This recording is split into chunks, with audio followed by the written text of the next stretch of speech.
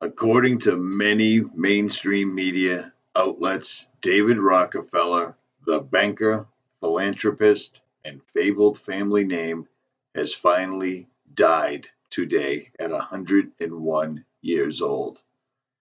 Imagine that, after all the heart transplants, after all the horror, this guy giving the land so they could build the UN in the United States, all the atrocities under this family's name. Apparently, according to them, he's finally died. Tonight we began with a conversation with David Rockefeller on the occasion of the publication of his memoirs.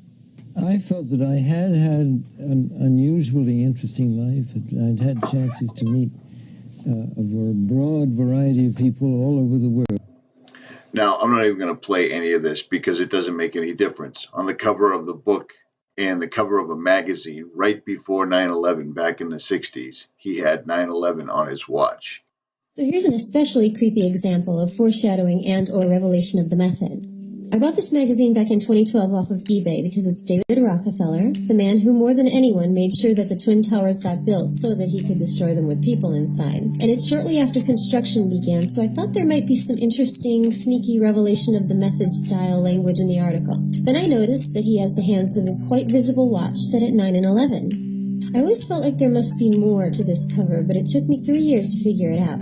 As you can see, he's sitting in the window of his office in 1967, 8 months after the groundbreaking for the building of the World Trade Center, with the hands of his watch set at 9 and 11, like I said. 9 and 11 on clocks was one of their favorite ways to foreshadow the upcoming date of their mass murder. They did this in many movies, television shows, and even commercials in the lead-up to 9/11. Either the hands are pointing almost exactly at 9 and 11, or it's 11 minutes after 9.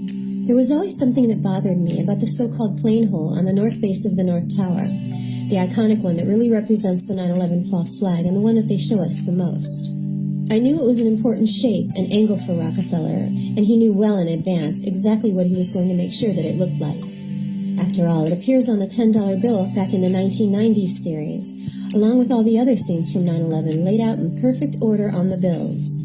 This is also one of the first things that showed me that there were no planes used on 9/11. Now, I have links to all of this on my channel. You can follow all this stuff back. This one person dying, I wish it was the start of all of them leaving this earth, but unfortunately, that's not the case. Rockefeller is just like another version of Soros, and it warms my heart knowing that this person should be finally facing judgment. At any rate, Rockefeller has died.